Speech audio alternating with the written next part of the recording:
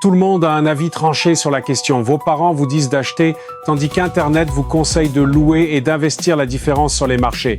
Face à ces injonctions financières totalement contradictoires, vous ne savez absolument plus qui croire.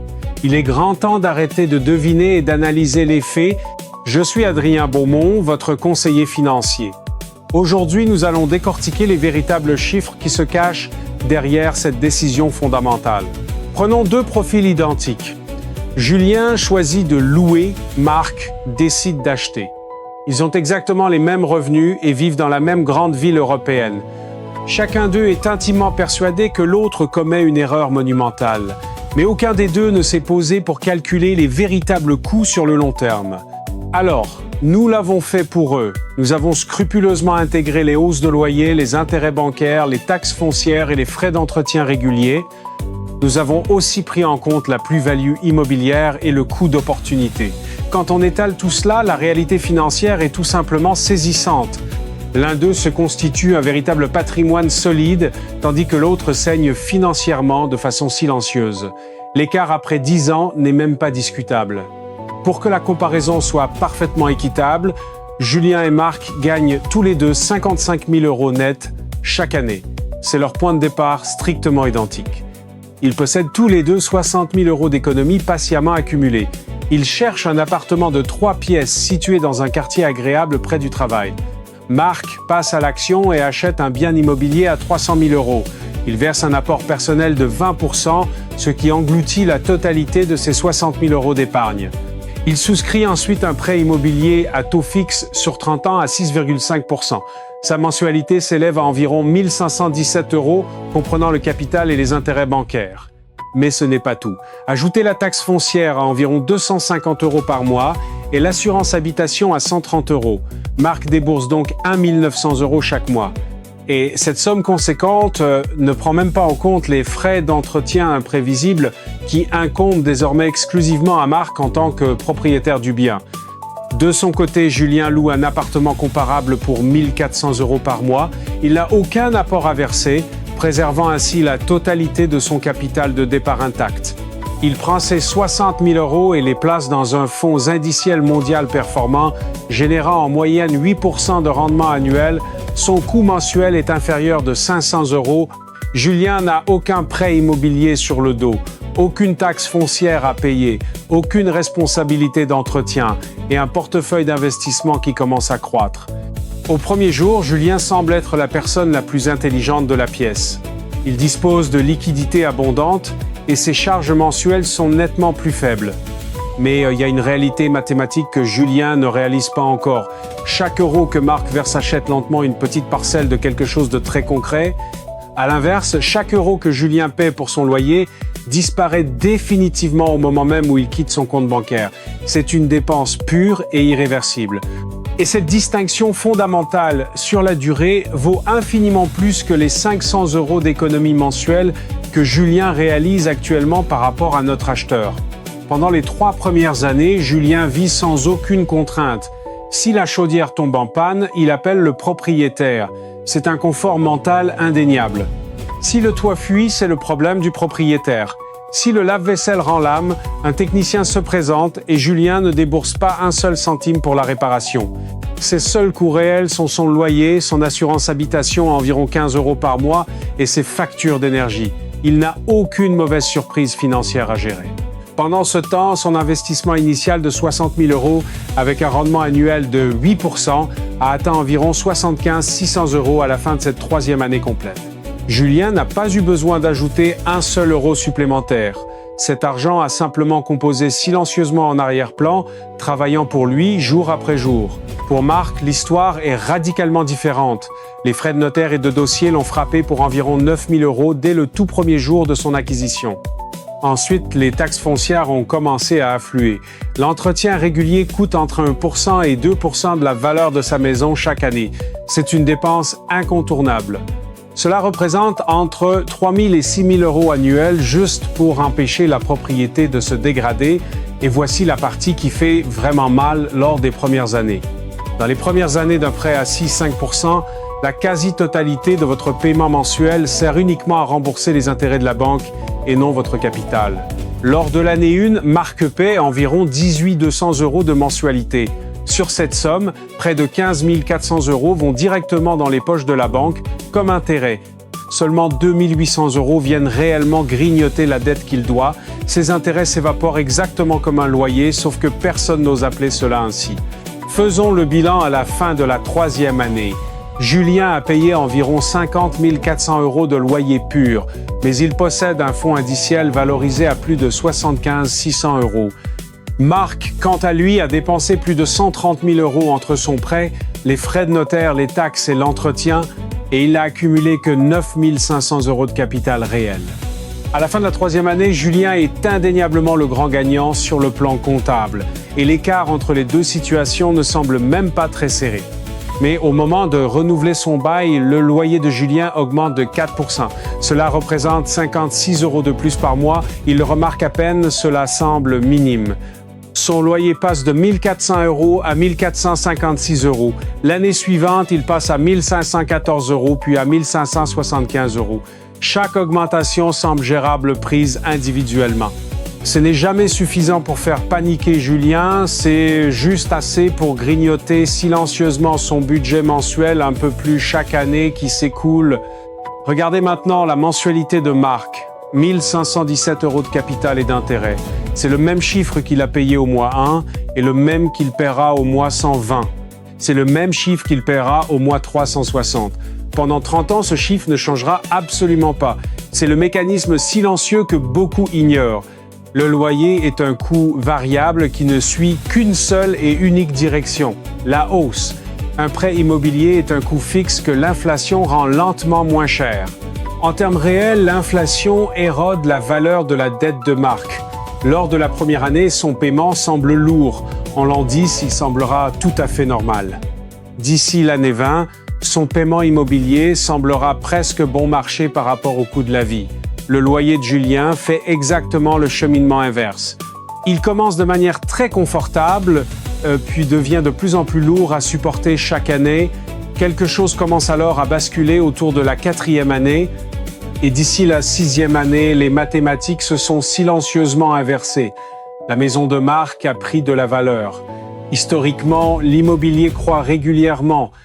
Avec une appréciation annuelle moyenne de 3,5%, la maison de Marc, achetée 300 000 € vaut désormais environ 347 000 € à la fin de cette 6e année. Pendant ce temps, le solde de son prêt immobilier a chuté à environ 269 000 €.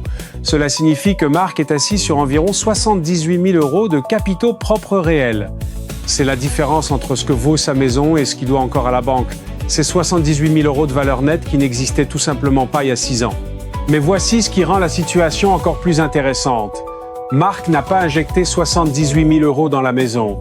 Il n'a mis que ses 60 000 € d'apport initial. Le reste provient de l'appréciation d'un actif de 300 000 € qu'il contrôle avec un investissement de seulement 60 000 €. C'est ce qu'on appelle l'effet de levier. Et c'est le plus grand avantage dont disposent les propriétaires face aux locataires, un avantage dont on ne parle presque jamais dans le débat sur les mensualités. Marc gagne de la valeur sur 300 000 € et pas seulement sur ses 60 000 € de départ. Son argent travaille littéralement 3 fois plus dur que celui de Julien. Le fonds indiciel de Julien a bien progressé lui aussi, à supposer qu'il n'y ait pas touché. Et c'est une supposition majeure qui demande une discipline de fer absolue. Ces 60 000 € se sont transformés en environ 95 000 € à 8% par an. D'ici la 6e année, c'est un gain solide de 35 000 €, c'est indéniable. Mais Julien ne perçoit des rendements que sur l'argent qu'il a réellement investi. Il n'y a aucun effet de levier, aucun effet multiplicateur sur son capital initial. De plus, le loyer de Julien dépasse maintenant les 1 600 € par mois. Il s'approche dangereusement de ce que Marc paie au total pour l'ensemble de ses frais de logement, sauf que le paiement de Marc lui achète des capitaux propres, tandis que le paiement de Julien lui achète simplement un mois supplémentaire dans la propriété d'un autre. Le tableau d'affichage se resserre et la tendance à partir d'ici ne va que dans une seule direction. Le loyer mensuel est le seul chiffre que vous regardez au départ. C'est le chiffre sur l'annonce immobilière, le chiffre dans le bail, le chiffre sur lequel votre cerveau s'ancre lorsque vous comparez vos différentes options financières. Ce que vous ne voyez pas, c'est la trajectoire de ce chiffre au cours de la prochaine décennie, des 2 prochaines décennies, ou même sur toute une vie entière. Le loyer ne s'arrête jamais, il n'y a pas de 361e mois où le paiement disparaît par magie, il n'y a pas de date de fin entourée sur le calendrier, il n'y a tout simplement pas de ligne d'arrivée. À 35 ans, vous payez un loyer. À 55 ans, vous payez encore un loyer sans posséder les murs. Quand vous aurez 70 ans, retraité et vivant avec un revenu fixe, vous paierez toujours un loyer. Et ce loyer sera nettement plus élevé qu'il ne l'était à vos débuts. Mettons de vrais chiffres sur cette réalité. Le loyer de 1 400 € de Julien, augmentant de seulement 3,5% par an, devient environ 1 870 € d'ici la 10e année. Il grimpe à environ 2 510 € d'ici la 20e année et atteint approximativement 3 370 € par mois d'ici la 30e année. C'est une ascension constante et brutale. À la fin de ces 30 années, au moment exact où Marc effectue son tout dernier paiement hypothécaire et commence à vivre gratuitement dans sa propre maison, Julien, lui, paye plus de 3 300 € par mois pour le simple privilège de vivre dans la propriété de quelqu'un d'autre. Mais l'argent n'est qu'une partie de l'équation. Louer signifie que vous ne contrôlez pas totalement votre situation de logement. Votre propriétaire peut décider de vendre le bâtiment à n'importe quel moment. Il peut choisir de ne pas renouveler votre bail. Il peut augmenter le loyer au-delà de ce que vous aviez prévu, ou laisser la propriété se détériorer pour sauver ses marges. Vous construisez votre vie, le district scolaire de vos enfants, votre trajet quotidien sur des fondations qui appartiennent à un tiers. C'est une grande vulnérabilité. Ils peuvent retirer ce tapis sous vos pieds avec un préavis de seulement quelques mois. Rien de tout cela ne signifie que la location est systématiquement un mauvais choix. Mais cela signifie que le coût réel de la location n'est pas seulement ce que vous payez par mois, c'est ce que vous payez sur une vie, plus le contrôle que vous abandonnez. Cependant, si je ne vous montrais que les inconvénients de la location, je ne vous donnerais pas une image complète. L'achat immobilier comporte aussi de lourds fardeaux. Les frais de notaire vous frappent pour des milliers d'euros avant même de récupérer les clés. Et l'entretien de la maison est une préoccupation absolument implacable. Une nouvelle toiture coûte entre 8 000 et 15 000 euros. Un système de chauffage vous coûtera facilement 5 000 à 10 000 euros. Ce sont des dépenses inévitables. Certaines années, une réparation de fondation de 12 000 euros vient ruiner votre budget estival. Vous devez provisionner 1% à 2% de la valeur du bien chaque année. Les taxes foncières peuvent augmenter même lorsque votre crédit immobilier est fixe. De plus, vos capitaux propres sont littéralement piégés à l'intérieur des murs. Vous ne pouvez pas les dépenser pour faire vos courses ou les utiliser en cas d'urgence médicale, à moins de contracter de nouvelles dettes auprès de votre banque. La seule façon d'y accéder pleinement est de vendre, et cela signifie payer 5% à 6% de commission d'agence, une nouvelle série de frais et espérer un bon marché. L'immobilier est un actif illiquide, et les actifs illiquides sont très dangereux lorsque la vie ne se déroule pas exactement comme vous l'aviez prévu dans vos plans. C'est ici que l'histoire complète prend tout son sens. Sur 10 ans, Julien a dépensé environ 193 000 euros en loyer et assurance. Il ne possède absolument aucun mur. Mais son fonds indiciel de 60 000 euros, laissé intact à 8% par an, a atteint environ 129 500 euros. C'est un capital liquide très appréciable qu'il peut mobiliser. Marc, de son côté, a dépensé environ 285 000 euros en paiement hypothécaire, taxes foncières, assurance, entretien régulier et frais de notaire initiaux. C'est massif. C'est beaucoup plus que Julien, mais sa maison vaut maintenant approximativement 423 000 euros et le solde de son prêt a chuté à seulement 253 000 euros restants. Cela représente 170 000 euros de capitaux propres assis dans son allée. Faisons les comptes. Julien a dépensé 193 000 euros pour accumuler 129 500 euros d'investissement. Marc a dépensé 285 000 euros pour se constituer 160 000 euros de valeur nette immobilière. Quand on fait le solde, Marc a une avance nette de 40 000 à 60 000 euros et l'écart s'accélère considérablement à partir d'ici. Chaque année qui passe, le solde de Marc diminue, la valeur de sa maison grimpe et le loyer de Julien augmente. D'ici la 30e année, Marc effectue son paiement final et possède sa maison de manière intégrale. Une maison qui pourrait alors valoir plus de 700 000 euros. Son coût de logement mensuel chute drastiquement aux seules taxes et à l'entretien peut être 600 € par mois. Julien, à l'année 30, signe toujours un gros chèque. Un chèque de plus de 3 300 € par mois à un propriétaire. Et ce, pour le reste de sa vie. Je mentirais si je disais que l'achat gagne dans 100% des cas. Il y a des situations spécifiques où les mathématiques favorisent véritablement la location. Si vous restez moins de 5 ans, l'achat est presque toujours une perte d'argent. Les frais de notaire à l'entrée, les frais d'agence à la sortie et le peu de capital constitué dans les premières années signifient que vous perdrez de l'argent. Le point mort pour la plupart des achats immobiliers se situe entre 5 et 7 ans. Si vous ne restez pas au moins aussi longtemps, la location est le choix le plus judicieux. Si vous vivez dans un marché extrêmement cher, comme Paris, Londres ou Manhattan, le ratio prix-loyer peut être si biaisé que l'achat n'a aucun sens financier immédiat. Quand un appartement coûte 1,2 million d'euros mais se loue pour 3 500 € par mois, les calculs ne fonctionnent pas pour les acheteurs. Louer devient une évidence. De plus, l'investissement de la différence exige une discipline que la plupart des gens n'ont pas. Les économies sont souvent absorbées par l'inflation du style de vie.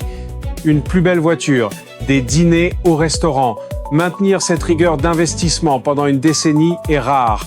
Louer comme stratégie réfléchie est intelligent. Mais louer par défaut, sans jamais remettre ce choix en question, vous coûtera très cher. Marc a gagné parce qu'il a verrouillé un coût fixe dans un monde inflationniste. Le véritable piège n'est pas de louer, ni d'acheter. Le piège est de prendre une décision de 300 000 € basée sur une mensualité sans calculer le coût sur une vie. La prochaine fois que votre renouvellement de bail affiche une hausse de 4% qui semble insignifiante, faites les calculs, car sur 30 ans, c'est la seule mathématique qui compte,